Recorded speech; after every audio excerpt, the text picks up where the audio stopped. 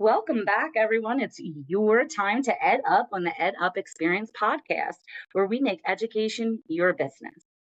I am Dr. Erica Moore, and I'm the host of this special mini series on Ed Up, highlighting tribal colleges and universities and their innovative leaders. With me today, I have Amber Moore Saul, and I will bring her in to introduce herself, and she will bring in our amazing guests. I'm going to hand it off to you, Amber. Honey, Amber Morsaw Indigenous. My name is Amber Morsaw. Thank you, Dr. Moore, for having me again on this edition of Ed Up. Today we have with us two of our tribal college presidents. We have President Chris Caldwell from College of the Menominee Nation, and we also have President Lori Sherman from Keweenaw Ojibwe Community College. So I'm going to pass it over to our two tribal college presidents to have them share a little bit about themselves with you all. Miigwech. President Caldwell. Oso Mauni Wiak. Hello, everyone. My name is Chris Caldwell. My Menominee name is Maki Anaquit. It means red cloud, or the clouds are red. Chris Caldwell, and I've been the president here at the College of Menominee Nation since February 2020, when I started as interim and became full-time president a year later.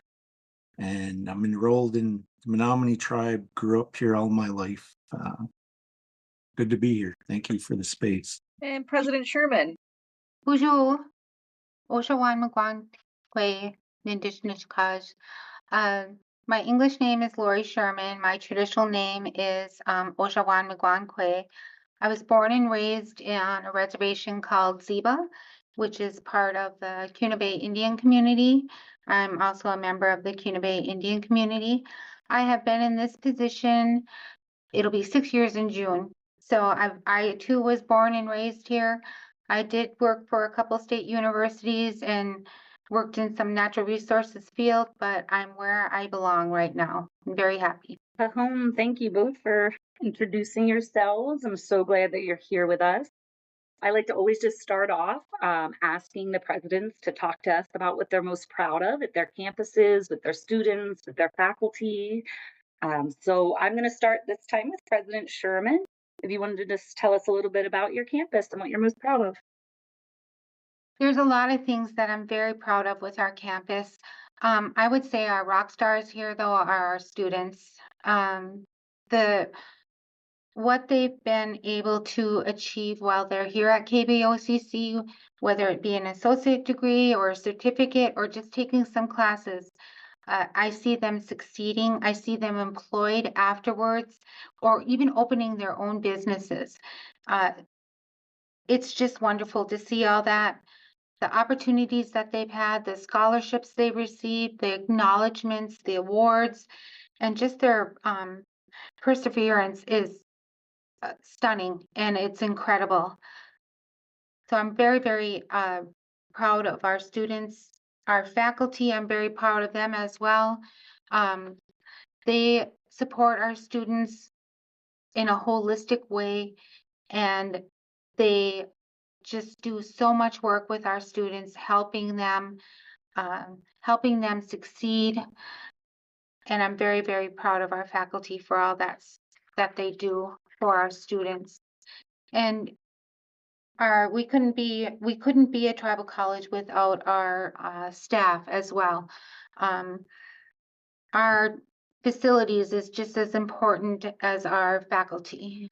Without staff handling all that paperwork and handling the financial aid and everything that goes along with that, student services, we wouldn't be able to succeed. So we all need each other.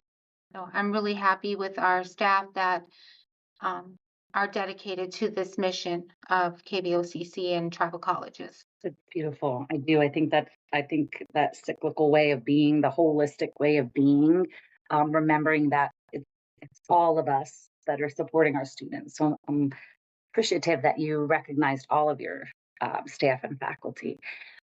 President Caldwell, what are you most proud of? Yeah. Well, first of all, I would definitely agree with everything that President Sherman just talked about. The people make the institution. And definitely we are here to serve our students, students that are, starting out on their academic journey, restarting their journey, different life stories that brought them to where they are today.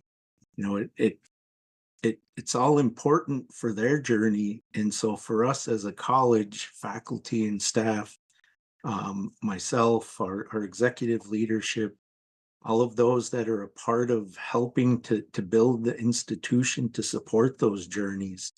It's just, so much effort, work, passion that goes into that it's hard to, say one thing or the other, but all of us together, people in place doing the work that we've been assigned by the Menominee people who have chartered us. I think of our institution, our campus, as I go to other places and hear land acknowledgement statements, and I just think we are a living representation of land acknowledgement of the Menominee people, and by extension, other tribal nations and other community students that come to learn with us. So that really does, when I come into work in the morning, I feel that sense of pride driving onto campus to be a part of this story, having this place that we come to. And for those that don't know, College of Menominee Nation, we are situated on the southern border of the Menominee Reservation. The world-renowned Menominee Forest is our background. And Kashina, Wisconsin, that's where we're located, is in the north, I would say north eastern portion of the state of Wisconsin. We're in the Great Lakes region, right outside of Green Bay, Wisconsin. So that's where we're situated. And I always think about our college, just like our sister TCUs, that we're part of a contemporary higher education movement based on knowledge systems that are thousands of years old. And so we're figuring out how to advance that knowledge, but also how to help our communities create new knowledge so that our students, our graduates can help to continue that story. So so much to be proud of there. But you get into the administrative side. We just completed we received our reaffirmation for accreditation last year. Exciting. Yeah, so we have our next one in 2032, which is so futuristic to think about those numbers. But I think we're in a good place there. We're celebrated our 30th anniversary last year as an institution. So CMN's been here for 30 years. A lot of celebrating over the year, ranging from our charter week all the way to our self-determination and sovereignty week, where we actually hosted First Lady Jill Biden and Secretary Deb Haaland, who came to visit our campus. And so we were Amazing. really proud to show off our work, sustainability work and all of that at that time. But there's just so much to talk about. I'll stop there. Before I go on to something that you had stated, I will just say, funny, Amber has been asked to do land acknowledgements before and has said, I don't need to acknowledge myself. That's for you to do. Of course, she's joking when she says that, but I do find it interesting. They often ask us to do the land acknowledgements for them. And I love her responses to it. So I thought I would share, but I know who I am. you know who I am. I know who I am. Yeah. That's exactly what I say. Like I'm here. I'm already acknowledging the land. Like it's y'all that need to do that very important work. But I always think that being able to reach out and ask, folks that have that relationship with the land, right? Like we as Indigenous people have a very distinct relationship with where we come from in our homelands. And so, happy to provide insight, but, you got to let them know how it is. You got to let them know who you are. And we already know who each other are. We're relatives with this place. And so, every day that we wake up and we offer tobacco to Creator and share our prayers in those morning and those afternoon times and during those feasts. We acknowledge one another as living being relatives of the land. Absolutely. That goes back to something you were mentioning, President Caldwell, when you talked about all the amazing things, but then figuring a way, sort of, how to integrate the culture into, the contemporary education system. Of course, I'm just paraphrasing what you were saying, but always being innovative in how you're doing that. So how does that play into what TCUs experience as challenges or obstacles? Do you feel that your relationship with your campus as a president and those challenges and obstacles look different than a non-tribal institution? And this is for both of you, President Sherman, as well. So do those challenges, obstacles look different for you? And what are some of those challenges? Yeah, most definitely. There's a couple pieces in there that I think about, both in terms of how do we meet our responsibility for working from that Menominee knowledge system, but in a way that expresses the value of Natanawe all my relations, the way we say that in the Menominee language. And that's understanding that, in a lot of tribal nations, Indigenous peoples have this understanding of all my relations extends beyond just our immediate family to our communities, to those we come into contact with, the broader scale of human relationships, but then also non-human, the land, the place that we're a part of. All of those things are considerations. And so how do we build that into, like business administration or accounting or biology, some of those Western-based sciences that are important to understanding how to develop solutions to the issues we're faced with. So there's that side of it, navigating that as a tribal institution. And then the other side is even, I don't know if this is funny or not, but convincing our own communities oftentimes that we are held to the same standard that mainstream academic institutions are held to, like our accreditation. Higher Learning Commission accredits across a broad region in the United States.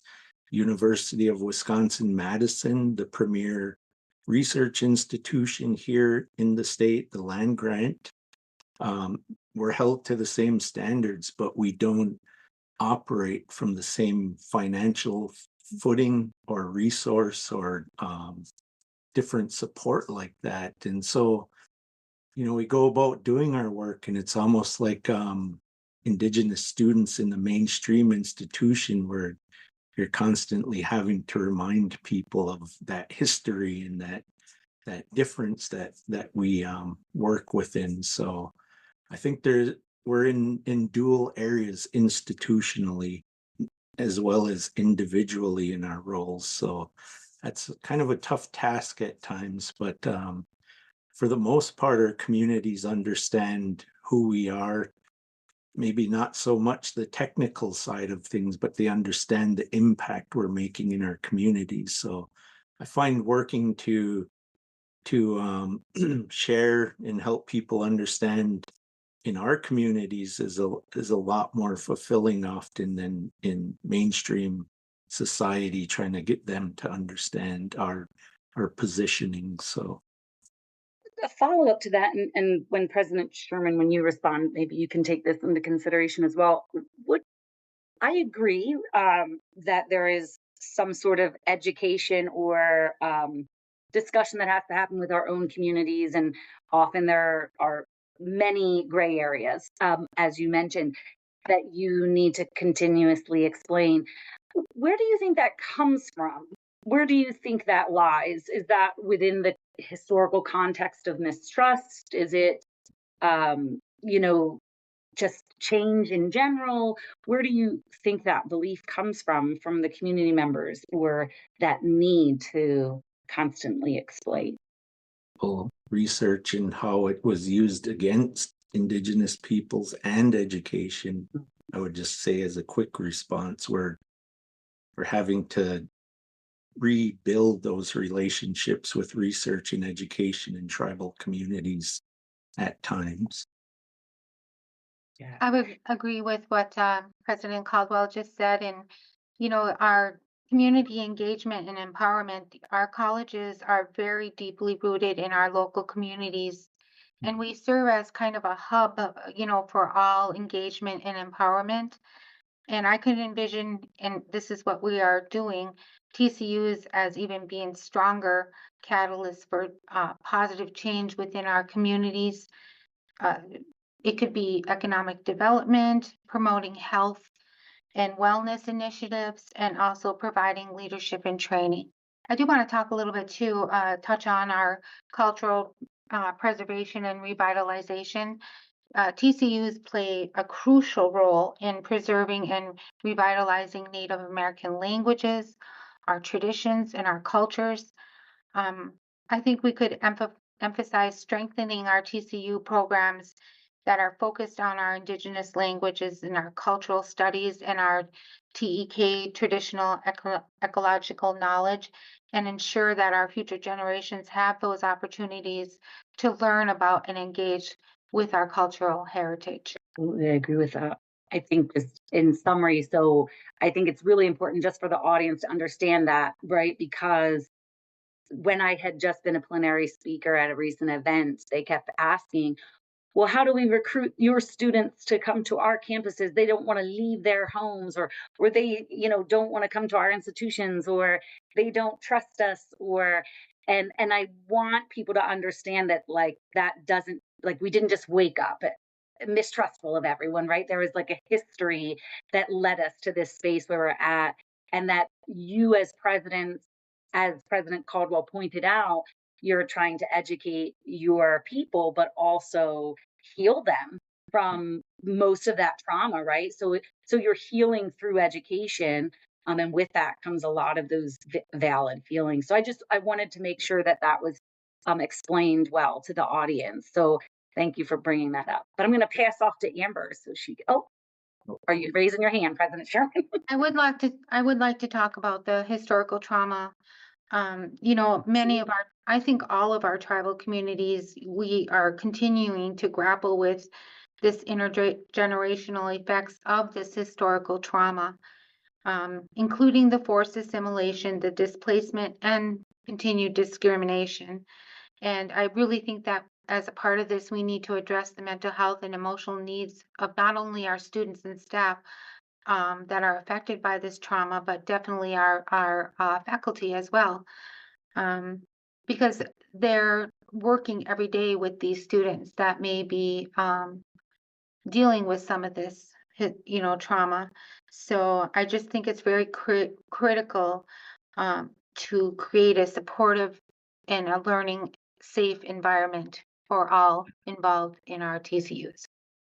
And to kind of follow that line there, I really appreciate what President Sherman said, because it reminded me of, sometimes we're working so fast and on so many things we don't pause to reflect as an institution. But my presidency, like many of my current colleagues, TCU presidents, started during the pandemic, a global pandemic. And my whole first year of being a interim president was seeing my colleagues on a Zoom screen every other month, or I didn't even realize that.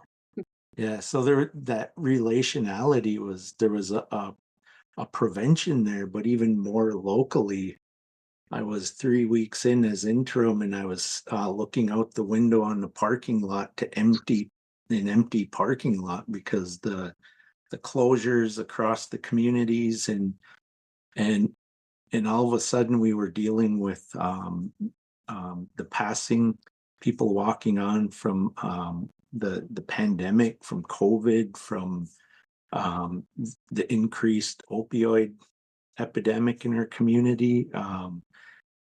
when you hear the ambulance go by our campus, because it goes from the community to the hospital in Shawano, you would hear the ambulance maybe 3 times a day certain weeks, and it got to the point where people said, oh, there's a bad batch in the community, and that impacted our institution because there's so many relationships.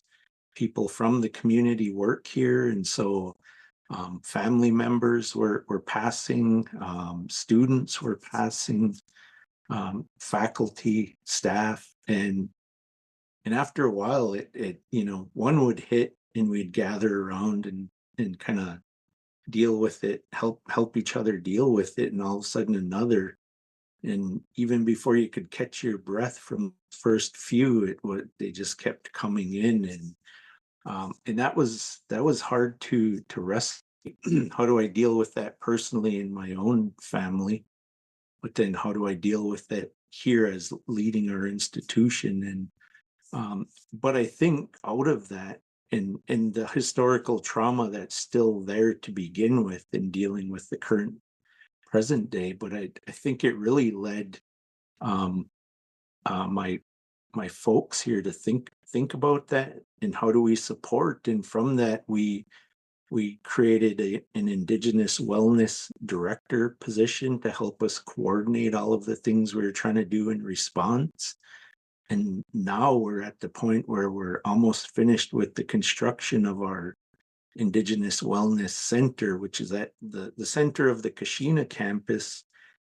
We have the director position, and we're looking at continuing to build that work there. And so I think that that shows that ongoing historical trauma impact, but it also shows how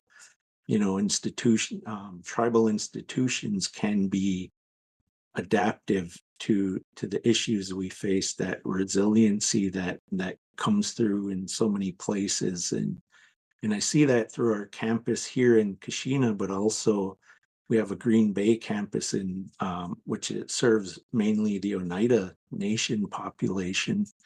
And so extending the work there as well, to help our fellow tribal communities. But yeah, there's a lot to unpack there. And I think we as an institution are still doing that unpacking from the pandemic, the COVID thing, but now this continued opioid epidemic on our communities. One of the things that our wellness coordinator and our Anishinaabe director did, they recognized a lot of this turmoil going on within our TCUs and within our reservation, along with one of our Anishinaabe studies faculty. They decided to do a traditional teaching lodge. It was incredible. It's just incredible. They started doing this, and all the students were involved. There were students out there, there was staff out there, there was faculty out there, there was community members. All of them got together and worked together, worked really hard. It was raining, it was cold, and we did it the right way. We did ceremony with it. We blessed it the way we're supposed to. And it was just amazing to see everyone come together and build this traditional teaching lodge. So now we're going to be starting to use it as soon as the weather warms up just a little bit. We already have classes scheduled for it, and I'd like to, we will also have our staff meetings in there and teachings in there for our staff and faculty. Love that. Awesome. Yeah. One thing that I really want to just say thank you, Chimigwech, to both of you for sharing this historical narrative and how it comes through in these contemporary contexts, and what TCUs actually mean to our community members, and what our community members mean to our TCUs, as we're kind of going through all of these different transitions and phases, and what is it to live and work and breathe and be and do and all of these things in our communities, and what we are trying get back to, right? Like we're talking about a lot of the historical context, but also how that historical trauma comes up in the contemporary, right? And so as I kind of shift us to our next question, I also want to acknowledge that, while we're talking about contemporary education, the mainstream needs to understand that what we're doing here in with the TCUs and the TCU movements and the students and the faculty, the staff, the presidents is we're really rematriating a traditional way of knowing and being, right? Like our traditional education systems were based in community, in that love for one another, and in that love for um our mother earth and everything that we are trying to bring back as a result of colonization and the boarding school era and everything else that was really enacted to steal this way of being and knowing and doing away from us, right? And so, not only are TCUs a testament to that love for our community, but a testament to just the resilience that our people have within us to continue to take on these battles, these contemporary battles, which will later on, 7 generations down the road, be considered a part of our historical narrative, part of our historical traumas.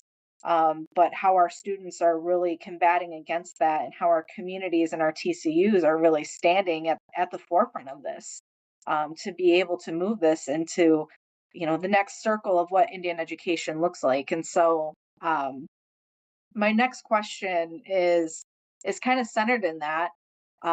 What is your vision for the second circle of the TCU movement? We've just come out of the first 50 years of that, celebrating the 50th anniversary of AHEC, and moving forward with our tribal colleges in this in the second circle of the TCU movement. Do you want to go first? Sure, I can start. So some of my visions would be and key objectives would be, of course, furthering and developing our tribal colleges, our TCUs.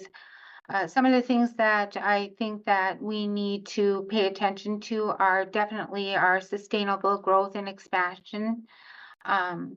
We need to continue to grow and expand and serve our communities, across the United States. And it could be involving establishing new TCUs in areas, or, to accommodate students and offer a broader range of programs. And I think as TCUs, we need to start supporting each other. And I can really see this movement happening within our tribal colleges. We can set up like course sharing agreements, like and have it to be a Anishinaabe identity course, and everyone can sign on. And actually, we just signed an agreement this morning for this. It's actually called a course sharing agreement, Anishinaabe identity course. And in that agreement, we agree upon certain things that will be taught in this class, and it'll be sustainable across all of our colleges. Like there will be a common course description, course outcomes that'll be similar, timelines, methodology, how we evaluate. So I think it's really neat that we can put this class together and students from all across our TCUs can take it. And we work together on who's going to teach it at what time, and there's a lot to it. But I think if TCUs can really start supporting each other and set up these transfer agreements, it'll be a movement in itself. We're very strong. We've had to be resilient. We've had to do things with less finances. We've always had to be creative. It doesn't mean it's right. And I think we still need to advocate, um, as well as all the other tribal college presidents, for a fair share in the funding. So, and a couple other things too, partnerships and collaborations, like I talked about the agreement. Uh, Even if we collaborate with mainstream, I also think we should collaborate with other tribal colleges and our governments and other stakeholders. But I think it's also important to collaborate with mainstream academics as well. uh, research and innovation. We are smart people. Our students are wicked smart, and they have the potential, to contribute significantly to both research and innovations and throughout our Native American communities, in areas such as sciences, our Indigenous science, our environmental sustainability, and also healthcare disparities. So I would like to see, more TCUs and being able to have that funding to create these research excellence and support our faculty and our staff in these. This could be the 3 seconds I where we was can just edit gonna out. say, is she pausing? Yeah, the Does she know Indigenous why I'm- pause. Do you want me to start? Yeah, jump in Oh, while sure. she Yeah, so I really appreciate oh, she's back on. President Sherman. Is she? Um, Go ahead. I Yeah. apologize.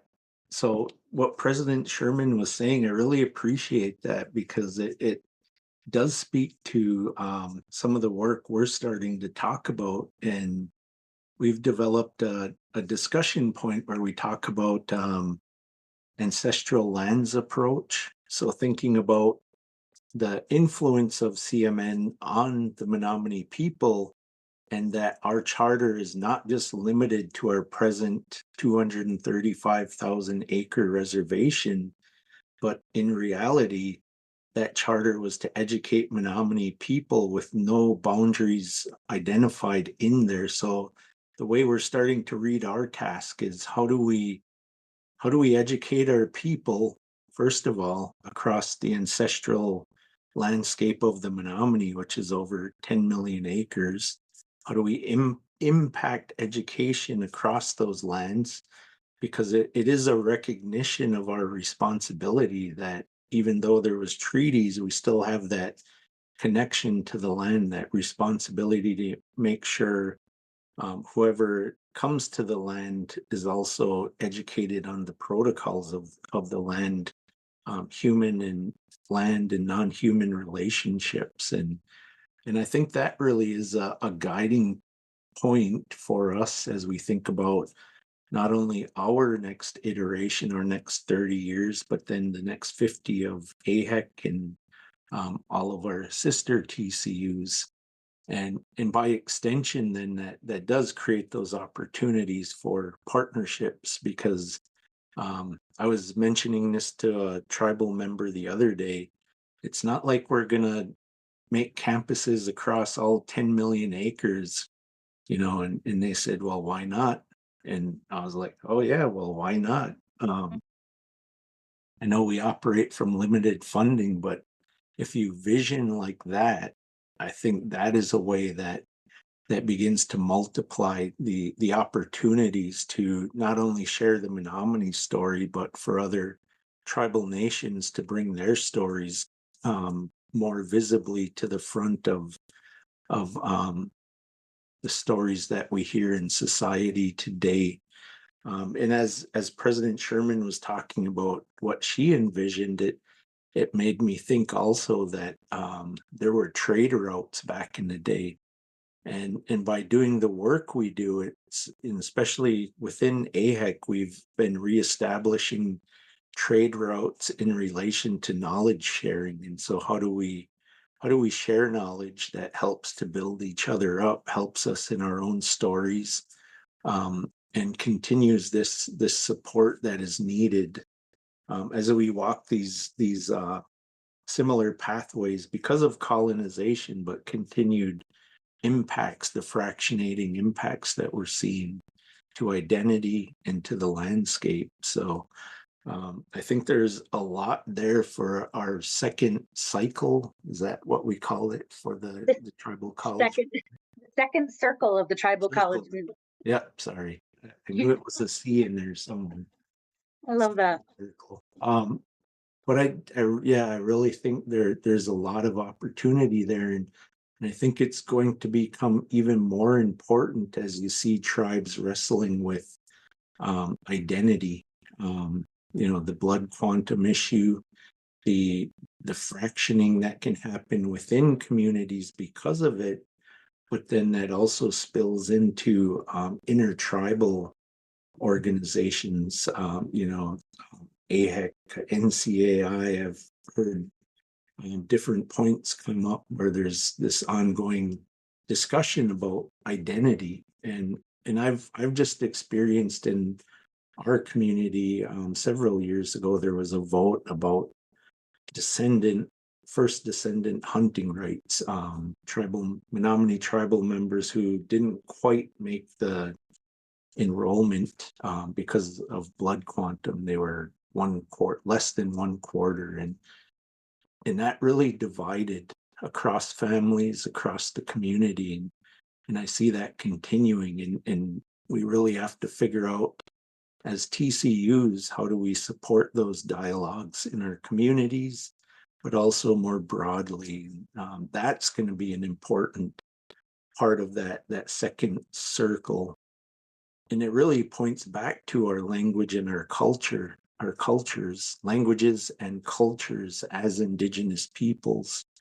That as much as you think, oh, that old story again, well, that I think that is the heart of the story, the solutions that we're looking for, that languages and cultures revitalization, that's all important for answering the questions we're dealing with today. Thank you for sharing that. And I just first want to acknowledge that President Sherman is in the woodlands.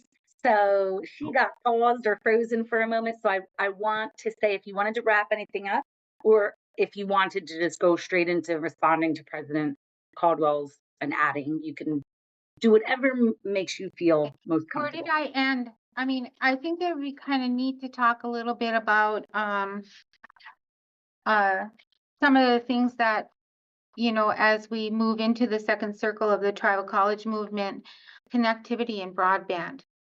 I just froze for a little while I love on the screen here and talking with you.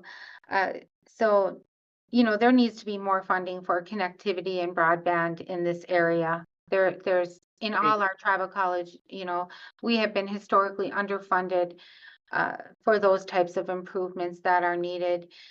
We need to be on, have the same as what our state colleges receive in that type of for IT and for connectivity and broadband. I think that's really important.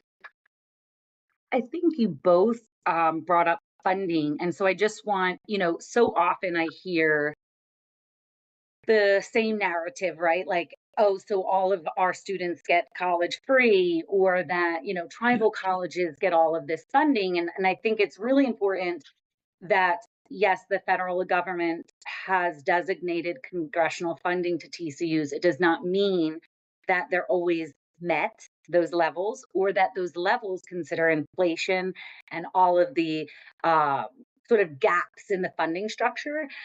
But also an important piece to that is many of our TCUs service non-Indigenous students. And so we're only receive funding based on the number of federally recognized enrolled members. And so we're still servicing other populations of students. And some states do non-beneficiary funding. North Dakota is one. South Dakota declined to do that. So North Dakota, the state is essentially agreeing to support the TCU in their services to the non-Indigenous students, while other states are saying, it's not my responsibility. So I think it's really important for folks to understand that too, that our students don't receive free education, and that our TCUs, even if we are designated congressional funds, it doesn't mean that we're completely funded and we don't have to find alternative routes, which you both sort of touched on. I didn't know if you wanted to expand on those funding difficulties, or how you think that the states can support in more effective ways. If either of you wanted to expand on that. I can talk a little bit about the funding issues. So in the state of Michigan, we have what's called the Michigan Indian Tuition Waiver, and it does pay for tuition for our students that are quarter blood or more, they have to live in Michigan for a year without going to school to be eligible, so they have to be a Michigan resident. However, going back, the Michigan Indian tuition waiver used to cover room and board, books, used to cover everything. And each year the government chips away at that, and now we're down to, because before Canadians, Canadian Indigenous Native American people could also participate in the Michigan Indian tuition waiver. They no longer can. And you know, they go on our blood quantum, which I don't think is right either. So like I said, you have to be a quarter blood or more. So we don't get free education. It does pay for your tuition, but there's so many hoops you have to jump through that a lot of people do not receive it, even though they're Native. You know, we often struggle with limited financial resources.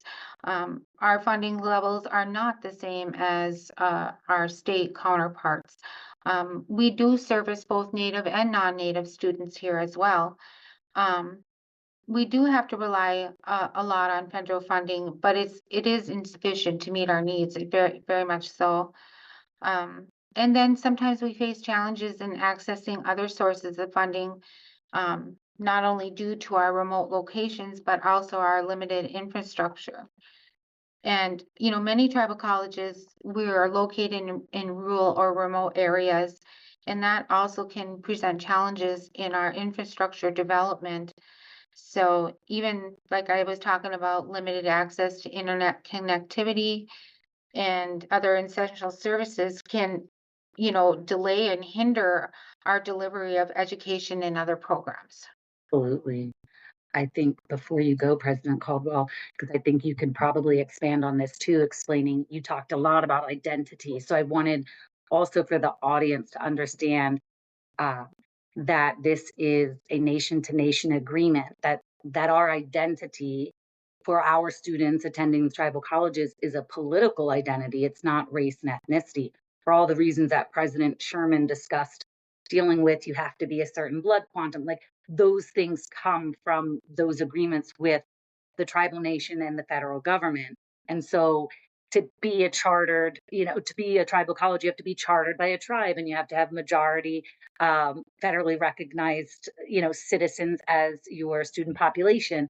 And this is why the federal government in 1831 and then again in 1942 said we have a trust responsibility, a moral obligation to support education in Indian country, and tribal colleges was one of the ways to do that. So I know you talked heavily about identity. So I just wanted you to see if you could expand as well on that identity piece and then the piece that President Sherman expanded on with the financials.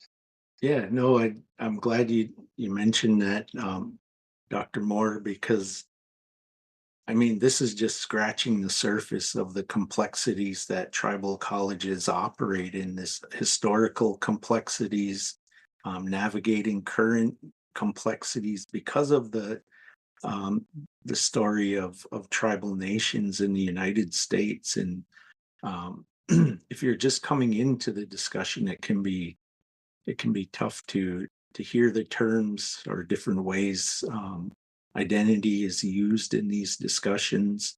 But I think it's also important too, especially if mainstream institutions or other folks are interested in partnering with tribal colleges and universities. There's just like if an external researcher wants to work with the tribal community, there's a lot of learning that needs to happen and a relationship building that needs to happen before those things can move forward. So that's a big part in looking at the institution as an educational institution.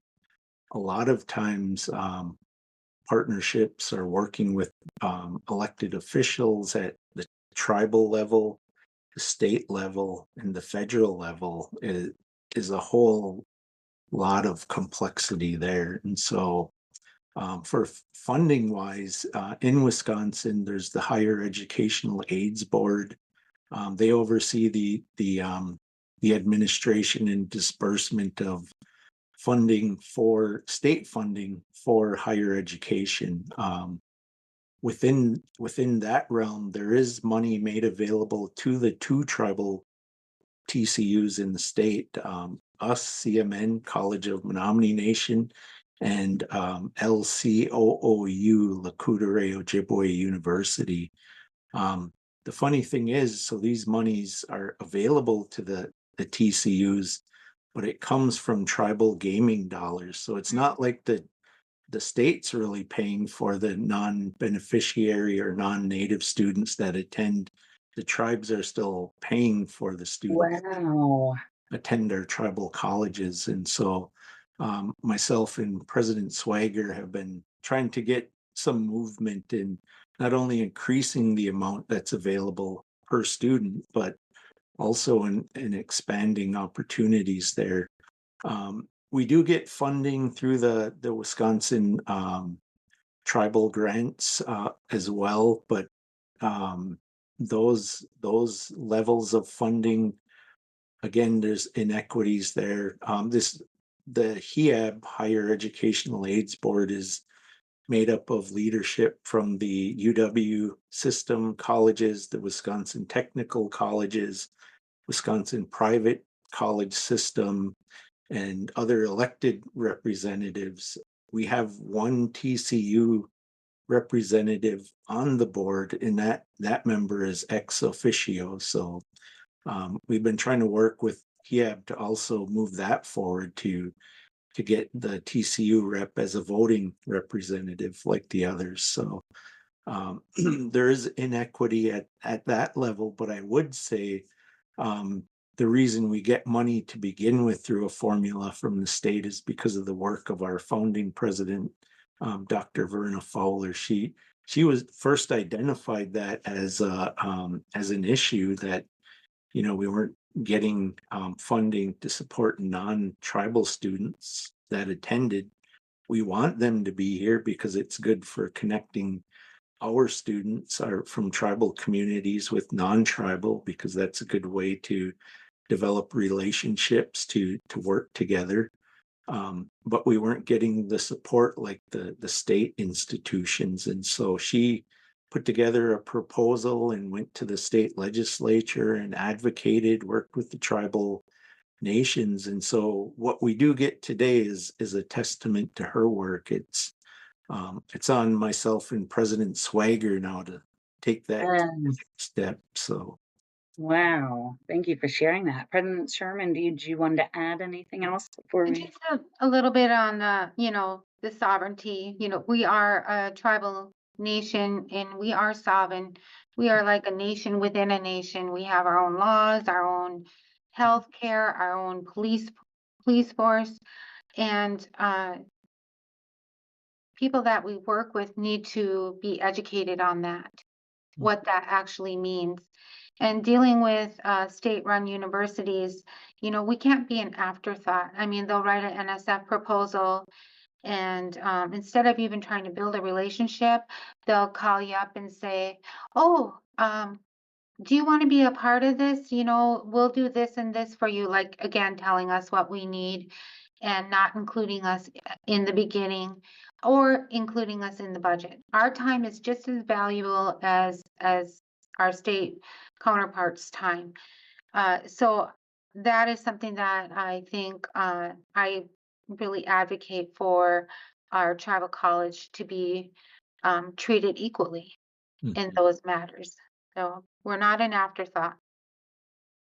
That is absolutely right. I think we seem to be that in many areas of education. And I know we've talked about research many times, but we're the asterisk, right? Like they do the research and then they present the research, and we're always falling under the other. They can't even name us, or we're just the little asterisk. And that oftentimes happens when we are not leading the research in our own communities. And so my team and Anna Wake, our VP of Congressional Affairs, have recently provided talking points to the federal government on data sovereignty. And one of the areas we talked most about is the research should be led by the tribal colleges. We're the institutions that exist within the tribal communities. Our researchers, and while I'm not saying anything against PWIs, but oftentimes we see leading researchers are at the PWIs, and they're the ones able to get the federal, the federal funds, the grant awards, and then they do, as you mentioned, get the award and then try to rope us into it. One of the other pieces of that we talked about is, and I feel strongly about this. I don't know how you feel about this, but I think this can stop at the federal level if they paid more attention to how they did their awarding. In order to get this grant award, have you shown that you already have an established relationship? Will it be the TCU that holds the award, right? Oftentimes they just want to pass it off to the R1 institution. So how do you generally feel about TCUs and working and receiving those federal grants? Do you think they also have that obligation to stop awarding non-Indigenous researchers or, non-tribal institutions that are going to do research within our own communities? And I think you really hit on something there, Dr. Moore. The grantors, the federal agencies, I think if they started at that level saying, no, you don't do these, our TCUs are not your afterthought, or, oh, I need a diversity component, so I'm going to contact the local tribal college. I think it does need to start at that level where they're writing the requirements for the proposals. We should be added right in at that time. And then it makes it very clear that you just can't write something and then throw us in there. yeah, so this does hit on one of my hobbies here. In my free time, outside of being president at CMN, I'm working on my dissertation, which focuses on our Sustainable Development Institute, which was created 30 years ago as well, along with the CMN. And the Institute was actually created as a way to reflect on principles of sustainability based on the Menominee sustainable forestry story, going even back to creation, acknowledging that creation and place-based nature of it. And I was, before being president, I was director of SDI for 8 years or so. And what I really wanted to understand was, after all those years of working with our community, but also external researchers, in a huge variety of external researchers, from ones who came and built the relationship before asking for project to collaborate, to ones who, like President Sherman said, they called you up the week before or the week of, asked if you wanted to sign on. And so we've had those experiences, but also in working on research projects in the community, where it really start impressing upon me that yes, we should be leading the research, but then that also creates a higher level of responsibility for us, because we know better. We know, we're not operating at the floor level. We should be operating at the ceiling level. But that does take a lot of resources and funding that we definitely don't have if we don't have it for education and academic programming. So finding ways to navigate those partnerships and those relationship developments, that is a tough one often, especially when a lot of TCUs don't have staff or the capacity dedicated to vetting those relationships. And so there's that inequality there, but there is that desire, and there are examples of faculty, individual faculty or groups or centers at TCUs that are advancing that capacity. And so I think you're right on when you say we need to find some kind of criteria or accountability in the RFP and the awarding process, and that peer reviewers are made up of people that understand those stories, because I've been on some panels where I felt like I was the only one advocating for the tribal projects, and you get talked down to, and at the time I wasn't that sophisticated, I guess, in thinking about and how to respond to those things. Hopefully that's been building. I've been part of one NSF project where I felt like there was some good advancement, at least in that peer review process. But across that whole spectrum of the granting process, I think it's important that there's advancements in all the agencies.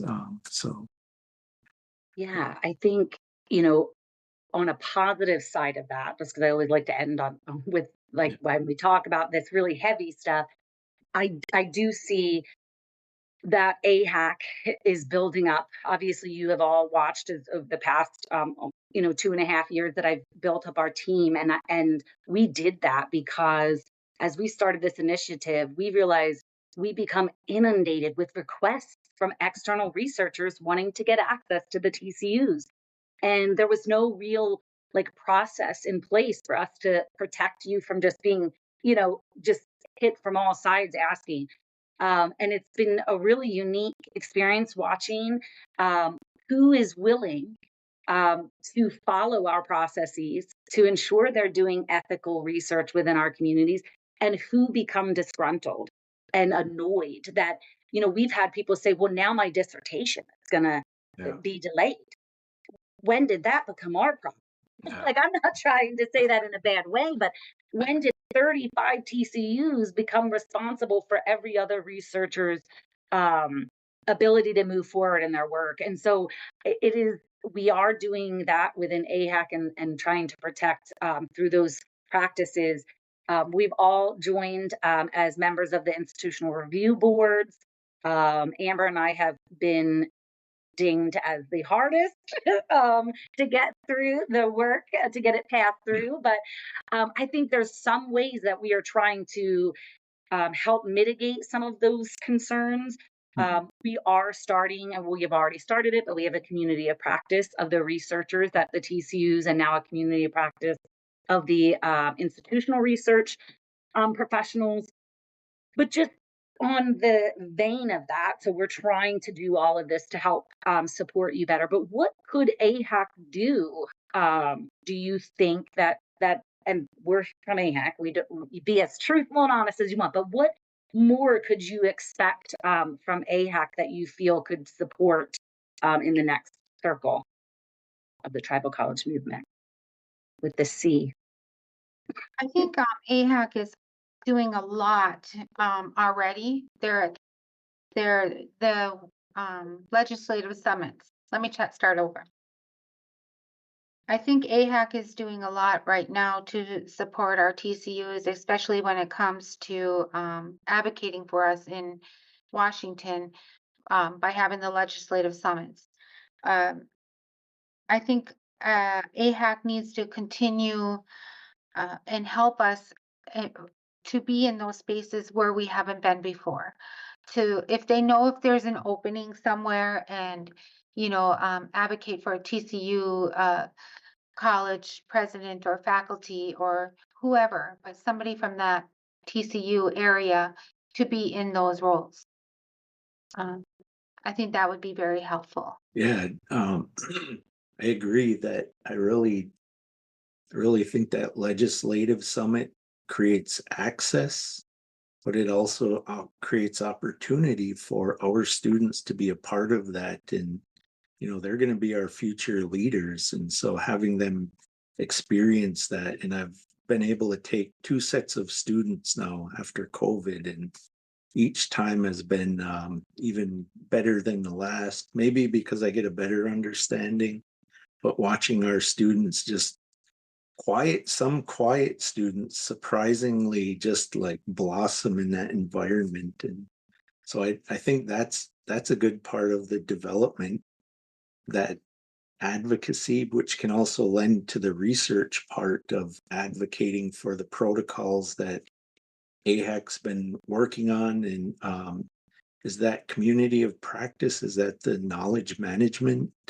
stewardship group you're talking about, or is that a That is separate from those community separate? practices, but it is like the sweetgrass, wrapping them all Yeah, together. okay. How do we disseminate this information between or amongst ourselves in a good way that supports the TCUs? Yeah. Yeah, and I think that right there is like that capacity development. Again, some TCUs don't have dedicated staff to be thinking about those things. So if there's regular trainings or ways to bring TCU researchers together on a regular basis, and I know you work with American Indian College Fund as well, and Mhm. they have a fairly robust research area. The Tribal College Research Journal is a forum to help that development, and so I think with AHEC, that is a part of the work you're doing in those two areas already. Is I've seen it develop over time, just in the short time I've been in here, but it's also been helpful to as you think about the future issues that Indigenous researchers at TCUs have to contend with, and we luckily we have an environment where there continue to be new Indigenous researchers coming up in TCUs, and so understanding that special place of being directly connected in the communities that they're working with, and helping them to understand how research is not like this lofty thing that's not compatible with practical everyday applications.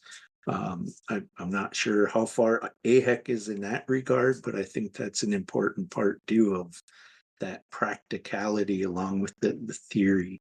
Yeah, I agree. I agree. One other area too that I think AHAC, I love AHAC. They're very supportive of our TCU. Um, but I would like to see a formal mentorship program. A lot of our tribal college presidents are new, and I'm new myself. It kind of happens organically, but I would like to see a more formal mentorship program that can explain the different, because it took me a little while. Okay, this is what they're doing now. There's so many different aspects of AHAC. It took a little while to learn all the different roles that they're doing for us. So I think with a mentorship program for, maybe tribal college presidents that have been only in it for 3 years or something like that, pair them up with somebody, and that would be helpful for new presidents coming in. I just was in our leadership meeting talking about we're getting ready to survey you all about that mentorship program. Who wants to be Okay. mentored? Who wants to be a mentor? So I know that we had some rendition many years ago, and for some reason, I think it kind of as the same president stuck around for a really long time, they no longer really needed the mentorship. But you're right. Now we have roughly like 16 relatively new presidents within like the last 3 to 5 years Yeah. being brought on. So it's really, really important. And you, I think, mentioned it in the beginning that our relationship with one another is equally as important. The support we have, you all as presidents, should be key for yourselves. Amber, do you have any other questions, or did you want? Oh, these presidents we had today, again, Chimigwech, President Sherman and President Caldwell, you all really took these questions and ran with them, right? And brought to us a perspective around a much larger perspective around the questions that we're asking, right? And so, like, you know, one of the things that I really value about the conversation today is you got us thinking a little bit deeper beyond what the surface level of the questions that we were asking you today, right? Which is something that you all have to think about on a daily basis, right? That this is really an inside look into the day in the life of our tribal education leaders, not just our tribal college presidents, but The folks at AHEC, the folks at the American Indian College Fund, could also be applied to other national organizations like NIEA. And then being able to bring to light, and I appreciate the acknowledgement of those activists who really fought for us to be in this space in tribal education. Appreciate it very much. So, I that's where I come from is an activist family. My grandfather, Stan Boss Sr., he was there with Paul Johnson when they marched and created the Michigan Indian Tuition Waiver. And so it's this conversation really brought us back to our roots, right? Even beyond where AHEC was 50 years ago when the tribal college movement started. And so I appreciate that acknowledgement that went out to all of those folks. So Chimigwech for being able to bring that perspective and to share with our listening community about the deep roots of our community Indian education as a broader sense. Well, I appreciate hearing President Sherman's thoughts too, a fellow TCU president. I think you started around when I did as well. So yeah.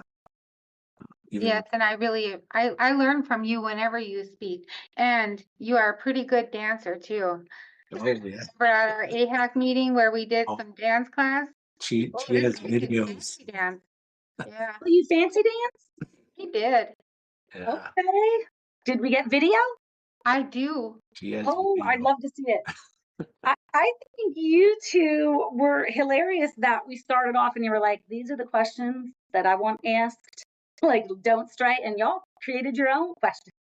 You were asking questions I wrote down to make sure I asked our next presidents. So I loved that. I think you had such an amazing, abundance of information to share, stuff like Amber said, we weren't even thinking about when we were asking you the original thoughts and questions. So I guess I will just say before I close out, is there anything that you wanted to share? One last, thing you wanted to share about your college, or a message you wanted to send out for non-tribal college leaders and how they can support you, a message of support to your students, whatever you want to share before we wrap up. You want to go first, or you want? You go ahead. I'm still trying to wrap my head around it.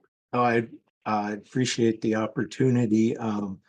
For everything that we deal with here at the tribal college, we always welcome visitors if they want to come, visit our campus, learn more from our students, learn more from our faculty, and how we work together to make this an experience that is it doesn't just benefit the individual students, but you can see it ripple across the community. It elevates the community. For every obstacle we deal with, there are so many opportunities. And I think, that's a part of people think college and university, and they just picture whatever experience they have had. But I think coming to a TCU and visiting really expands and opens up how people think about us. And we do like to showcase our campuses and our students. So I would just say, if you're interested in visiting, please reach out to us. And in that way, we can begin to build that relationship if there's opportunities in the future. So I'm not sure how to say this. So we look to the state universities for collaboration and working on different things, but they can also look towards us to learn from us. We have a very important, scrap that. Did I get that point across? You know what I mean? Yeah.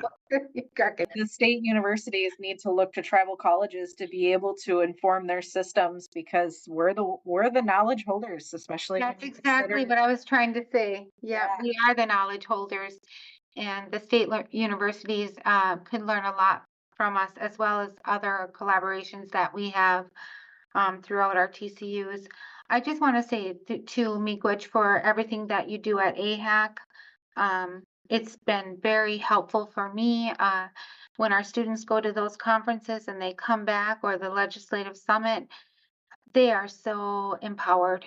And I just thank AHAC for that as well. And, know that we're not just impacting our students, we're impacting their families as well. Many of us are first generation college students. And because I was a first generation college student, um, my son went to college because he's seen that's what I was doing. And this just opens it up for generations, for our families and our communities. Um, so the impact is further than what we even know, I think. I agree. Well, if Amber, if you don't have any other questions, I'm going to just let you all go after such a beautiful discussion. I think this has been an incredible, really insightful, thoughtful conversation with both of you. I appreciate you sharing your stories. For all the audience, please continue to follow EdUp Experience to follow along with more episodes highlighting amazing TCU presidents. And then follow us all on LinkedIn, especially if you want to follow the journey of these two TCU presidents. They are amazing, and it would be very insightful for you, the audience, to follow us along. And you have all been Ed Up.